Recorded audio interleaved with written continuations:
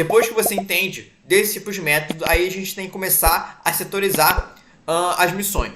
Só que, beleza, como é que eu posso setorizar as missões? Como é que eu posso escolher fazer uma missão primeiro que a outra?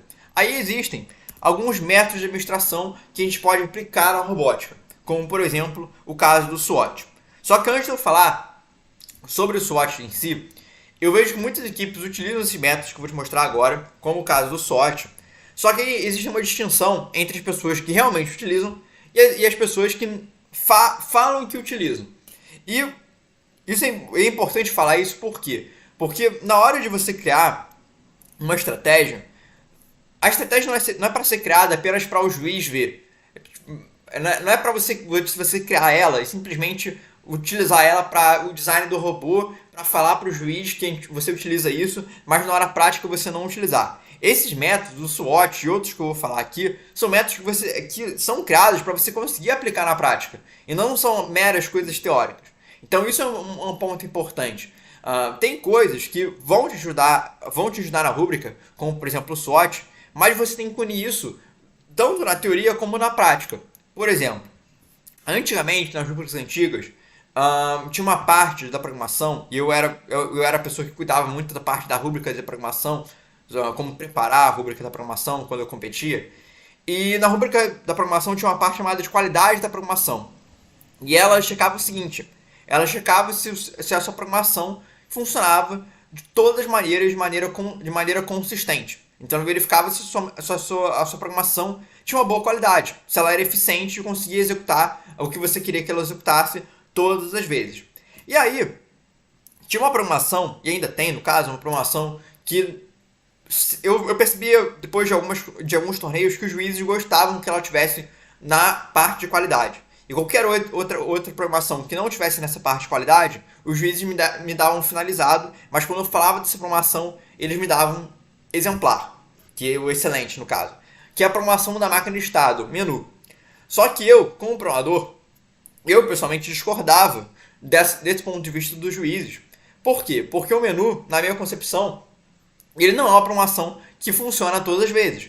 Se, por exemplo, o seu robô chegar no meio da pista e você tiver que pegar ele, o menu não vai resolver o problema. Você vai ter que sair do menu e entrar de novo. E aí eu entrava num conflito ali de, eu não acho que o menu entra na qualidade, mas os juízes eles entendiam que o menu entrava na qualidade, e se eu não colocasse o menu na qualidade, eu acabava não conseguindo a pontuação do excelente. E aí não dá pra escolher seguir o que o juiz quer e não seguir o que eu quero. Eu tenho que chegar no meio termo. E essa mesma coisa que eu quero comentar aqui do SWOT. O que eu fiz com o caso do menu? Eu fiz alguma maneira que eu conseguisse falar do menu, mas de uma maneira que eu também concorde com o que eu estou falando. Porque eu não posso falar algo que eu não acredito. Não adianta, por exemplo, você falar do SWOT de maneira teórica, mas não acreditar no que você está falando. Você tem que realmente acreditar que isso aqui funciona para você. Então, o que eu fiz com o caso do menu? O problema do menu, que na minha crítica, era que quando uma equipe tivesse que pegar o robô por algum problema mecânico ou porque mandou errado o robô, você tinha que sair da programação do menu e depois entrar de novo. Então isso é um erro estrutural ali na programação. O que eu fiz? Eu coloquei nesse menu um bloco que no EV3G tem, que é o Loop Interrupt. Então ele interrompe a programação, mas continua na lógica principal. Então eu fiz essa programação para que eu conseguisse interromper a programação sem que ele saísse do menu. Então eu encontrei um meio termo para unir o que eu acredito com o que eu entendia que os juízes gostariam que eu falasse na apresentação. E aí por que eu estou falando isso? Porque eu vejo que muitas equipes falam do SWOT, mas não acreditam profundamente que ele funciona. Falam que utilizam no robô, falam que utilizam na estratégia, mas de fato não acreditam no que estão falando. Então, o que eu vou mostrar aqui? Eu vou te mostrar essa estratégia de maneira prática, para que você consiga utilizar, e eu vou te mostrar que realmente é eficiente, para que você consiga falar para o juiz de maneira assim, que você acredite. O meu objetivo quando eu te ensino alguma coisa sobre as rúbricas, sobre a apresentação, é que você apresente acreditando no que você está fazendo. Não adianta você apresentar algo apenas pela pontuação, apenas para você conseguir uma pontuação ali de finalizado excelente. Você tem que acreditar no que você está fazendo. Então isso é um detalhe importante. Ok? E aí vamos lá. O que é o SWOT? O SWOT é uma sigla que significa o seguinte: significa Strength, Weakness, Opportunities e Threats. São maneiras de administração que a gente utiliza para setorizar e avaliar alguns aspectos do nosso negócio. No caso, a gente está aplicando isso para robótica. Pode ser tanto para o seu robô físico, quanto também para alguma garra, para alguma missão do robô. Então, o que cada coisa avalia? O SWOT ele vai avaliar a força, fraqueza, oportunidade e ameaça. E aí ele tem quatro possibilidades. Ele tem fatores positivos, fatores negativos, fatores internos e fatores externos. O que seria isso?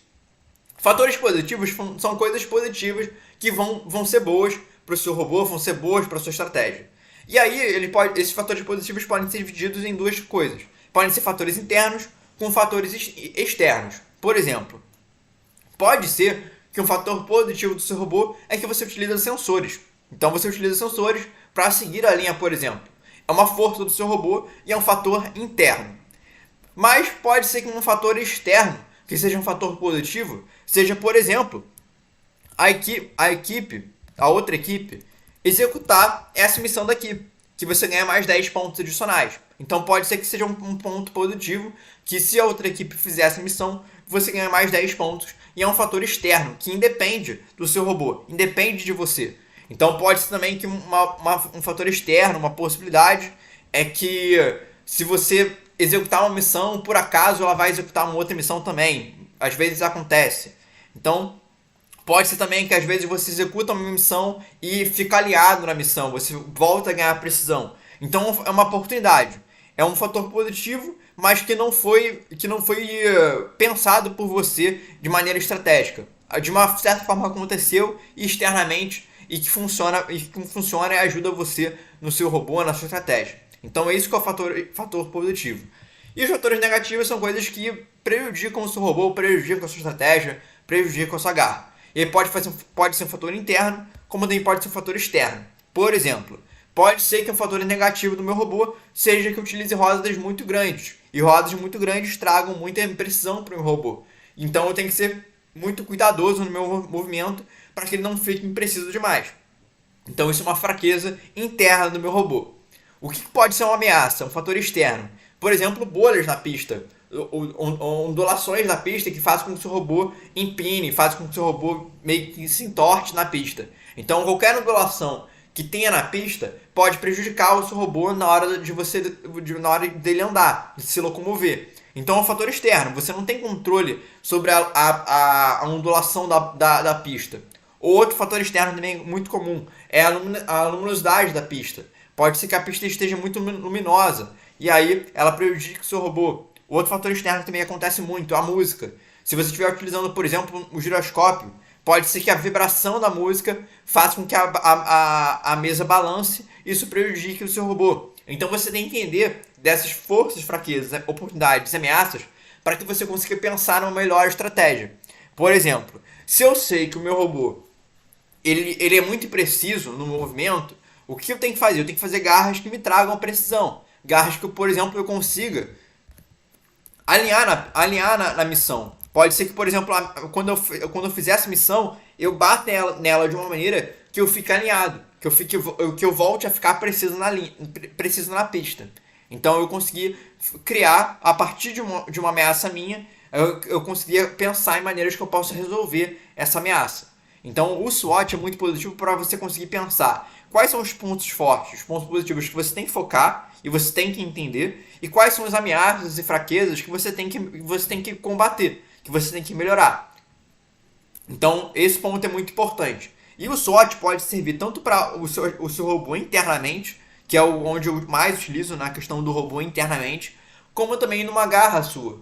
Pode ser que uma garra sua tenha muito peso para um lado. Então isso vai fazer com que o seu robô se entorte. Isso é uma fraqueza da garra. E aí você tem que pensar em maneiras de contrabalancear isso. Olha, se a minha garra ela tem muito peso para um lado e eu não posso retirar esse peso, porque é importante, eu tenho que encontrar maneiras para corrigir esse problema. Como é que eu posso corrigir? Talvez com uma programação. Posso corrigir fazendo uma programação com giroscópio, para ele andar de maneira precisa, para compensar esse peso a mais na minha garra. Ou, por exemplo, eu posso fazer um anexozinho que eu prenda na parede da missão, na parede da mesa, para que eu consiga ficar preso nessa mesa e consiga andar alinhado.